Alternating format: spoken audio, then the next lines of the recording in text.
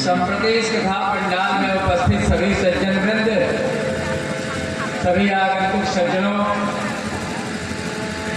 माताएं बहनें, बालक वृद्ध संत महंत, आज श्री सब लोगों की मुक्ति हो गई है इस जगत के अनुसार। हो गई, कैसे हो जाती है? यज्ञ करने से विष्णु भगवान प्रसन्न होते हैं, और जब विष्णु भगवान प्रसन्न होते हैं तो यह देव ऋण हमारा उतर जाता है।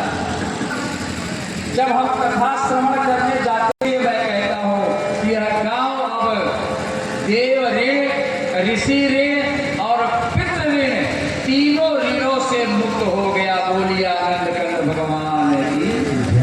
आपके गांव में यहाँ चलता है, जितने लोग यहाँ सुनने के लिए आ रहे हैं, सब लोगों को चाहिए कि वह सदैव भगवती पारंबा जगदम्बा को याद करते रहें, मन में जपते रहें। और पहले ही आज शुरू आरंभ में ही एक चीज मैं आपको बता देता हूँ। जिन बंधुओं को 3 प्रकार की देवियां हैं, महाकाली, महालक्ष्मी और महासरस्वती, ये तीनों देवियों के अलग अलग कार्य हैं। महाकाली जो है वह दुख दर्द को मिटाती हैं और असुरों का संहार करती हैं। महासरस्वती जो है वह सृजन करती हैं। घर में संतान की कमी हो तो महासरस्वती उसको पूर्ति करती हैं। और महालक्ष्मी सबको संसार का पालन करती हैं। इसलिए मनुष्य के जीवन में यदि अगर वास्तव में देखा जाए तो हमें अन्न जल चाहिए, भोजन और वस्त्र चाहिए, तो इसकी व्यवस्था सब हमारी महालक्ष्मी जी करती हैं। रुपया पैसा, धन दौलत, घर दुकान मकान, ये सब महालक्ष्मी के जिम्मे है। घर में वंश वृद्धि की का जिम्मा महासरस्वती के जिम्मे है। और महाकाली का काम है आपके दुखों का निवारण करना। इसलिए आप तीनों देवियों को याद करिए, और जिनको जिन चीज की आवश्यकता है अगर उनको याद करें तो और जल्दी फल मिल जाएगा। जैसे अगर कोई आदमी बीमार है तो बीमार अगर आदमी है वह चाहता है कि आपकी बीमारी, हमारी बीमारी जल्दी छूट जाए, तो वह प्रतिदिन महाकाली का बीज मंत्र है ओम ह्रीं, ओम ह्रीं।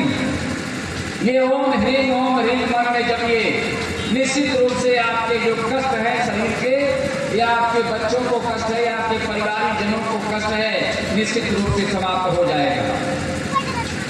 बोलिए महाकाली महारानी की। अब दूसरे नंबर, धन की कमी है, जीवन में सुख की कमी है, भौतिक चीजों की कमी है, तो आप महालक्ष्मी का जो बीज मंत्र है ओम क्लीं का जप करिए और निश्चित रूप से महाकाली महालक्ष्मी महाकाल कल बताया था रात में ना, नहीं चला किसे?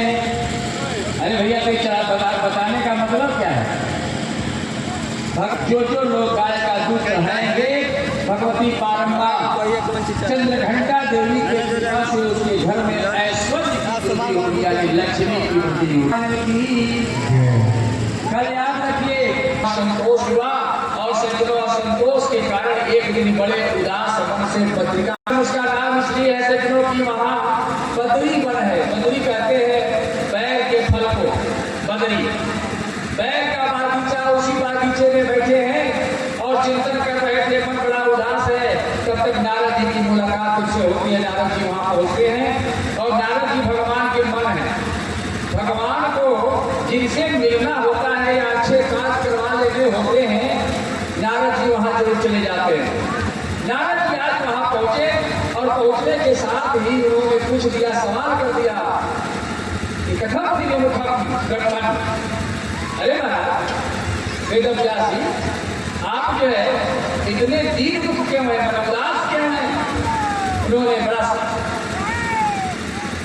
उदास मन से ही कहा, बड़े धीरे से स्वर में कि महाराज क्या बताऊं, वेद लिख दिया, वेदांग लिख दिया, उपनिषद लिख दिए, शास्त्र लिख दिए, तमाम पुराण लिख दिए, इसके बाद भी मेरा मन अशांत है। कहा नारद जी ने, जानते हो क्यों अशांत है? कहा कि महाराज मुझे अगर ज्ञान होता तो मैं उदास क्यों बैठ करके यहाँ होता।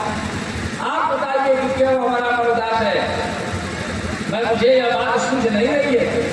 नारद जी ने तुरंत कहा, व्यास याद रखना, तुमने दुनिया की सारी चीजें लिख दी है, सब कुछ नियम लिख दिया, महाभारत जैसा ग्रंथ लिख दिया, सब कुछ लिख दिया, लेकिन तुमने कभी इसकी आवश्यकता महसूस नहीं की और तुमने कभी भगवान श्री कृष्ण के गुणानुवाद के लिए कोई पुस्तक नहीं लिखी, इसीलिए आपके मन में असंतोष है। ऐसा कहा ऐसा ही है। कहा तो भगवान का गुणानुवाद मैं लिख पाऊंगा? इतने सारे पुराण लिखने वाला आदमी भी कहता है क्या मेरा काम मुझसे हो जाएगा? नारद जी ने कहा कि अवश्य होएगा, आप प्रयत्न करिए, चिंतन करिए। कहा कि महाराज आपके आशीर्वाद की आवश्यकता है। कहा कि आशीर्वाद मैं देता हूं। पहले गुरु कैसे चेला कैसे बनते थे आप लोगों को पता है? आवाज पर चेला बना लेता है। पंडित जी आते हैं, गुरु जी कान में मंत्र बोल देते हैं, जो भी मंत्र आपको पसंद है, चाहे वह मंत्र जो है वैष्णव मंत्र हो, चाहे शाक्त हो या शिव मंत्र हो, कान में बोल दिया जाता है और उसी मंत्र को शिष्य प्रतिदिन रखता है, उससे उसके काम बनने लगते हैं। कई जगह यह बात चली रही है, कई समाज में, कई जगह ये कई चर्चाओं में भी मैं भी सुनने को मिलता है मुझे कि सब जो चेला वाला बनना और सब ये ठीक नहीं है। खास तौर पर अंगुलियां उठाई जाती है पंडित जी लोगों पर, लेकिन यह सज्जनों आपके मन की कमजोरी है। शास्त्र यह नहीं कहता कि केवल ब्राह्मण से आप शिष्य बनिए, लेकिन शिष्य बनिए जरूर। ऐसा अगर कोई आदमी आपको भ्रामक चीज फैला रहा है कि आप कृष्ण जी चंद्रवंशी हैं और उनके खानदान के सभी लोग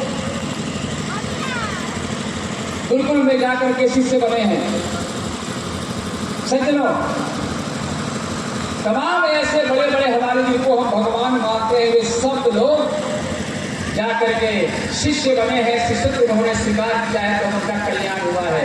इसलिए आप कभी ना सोचें कि चेला नहीं बनने से मुक्ति हो जाएगी। बिना चेला का कल्याण होने वाला नहीं है। हाँ, ये हो सकता है कि आपको जो आदमी पसंद न हो उसे न बनिए, कि अगर अपने बड़े भाई को आप आदर्श मानते हैं, आपको बहुत पसंद है, तो बड़े भाई से ही कह दीजिए कि भैया आप दीक्षा कर दीजिए, दीक्षित कर दीजिए। आप अपने पिता हैं और चाहते हैं कि पिताजी से मैं दीक्षा ले लूं, कहीं सास को मना नहीं करता है, आप चेला बन सकते हैं पिताजी से। किसी भी अपने श्रेष्ठ लोगों से आप शिष्य बन सकते हैं, लेकिन बनना पड़ेगा। आज समाज में बहुत लोग दुष्प्रचार कर रहे हैं। गोविंद दियो